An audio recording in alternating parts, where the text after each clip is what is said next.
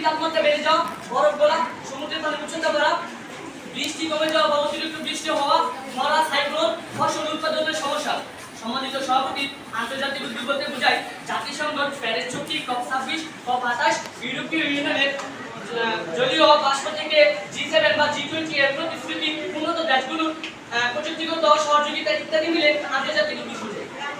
স্থানীয় উদ্যোগ হলো গ্রাম, জেলা বা ইউনিয়ন বা নির্দিষ্ট এলাকা থেকে গৃহীত পদক্ষেপ, যেমন বৃক্ষরোপণ, খাল খনন, নদী সংরক্ষণ, কৃষি পদ্ধতি পরিবর্তন, স্থানীয় স্কুল পর্যায়ে ক্লাব ক্লাব করে ইত্যাদি।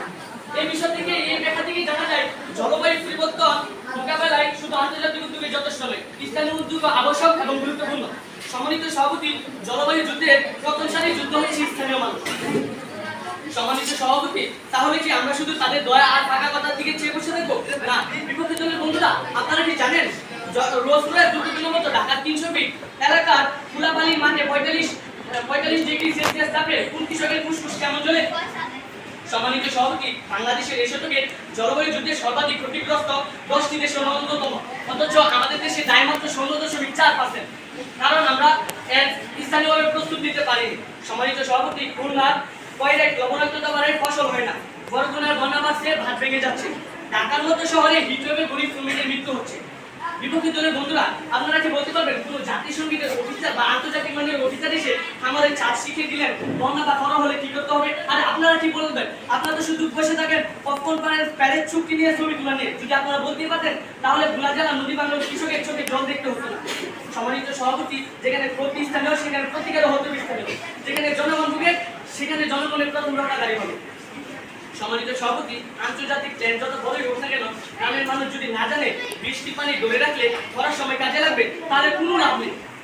ঢাকা 300 ফিট এলাকায় যদি ড্রেন না থাকে তাহলে ইউরোপের ফান্ড দিয়ে কি হবে? সম্মানিত সভাপতি, দীর্ঘ দখলদারিত্বের কারণে ফিলিস্তিন কৃষি প্রযুক্তি ব্যবস্থা সম্পূর্ণ ভেঙে পড়েছে।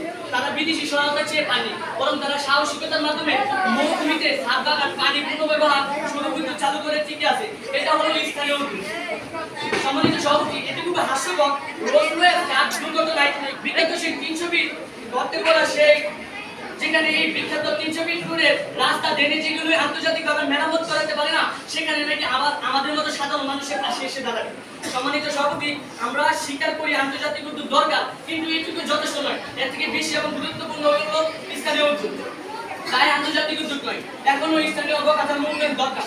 সম্মানিত সভাপতি, আপনার ঘরে আগুন লাগার পর যদি আপনি পানি টানের নজর থেকে কত মেতে ঘর করে চাই, তাই না? ঠিক তেমনি ভাবে জলবায়ু পরিবর্তনে আজ আগুন লেগেছে, সে আগুন নিভাতে হলে পানি হাত করে নিজের ঘর থেকে নিজেদের স্থানীয় উদ্যোগের মাধ্যমে। সম্মানিত সভাপতি, শুধু আকাশের মেঘ থেকে বৃষ্টি দেখানো যায় না, বৃষ্টি দেখাতে হলে আগে বাদ দিতে হয়, আর সেই বাদ আমরা নিজেরা দিয়ে থাকি। বাদ কেউ দিতে পারে, আমি দিতে পারি, আপনারা দিতে পারে, এখানে যারা উপস্থিত আছে সবাই দিতে পারে, কিন্তু এই বাদ দেওয়া হয় স্থানীয় উদ্যোগের মাধ্যমে।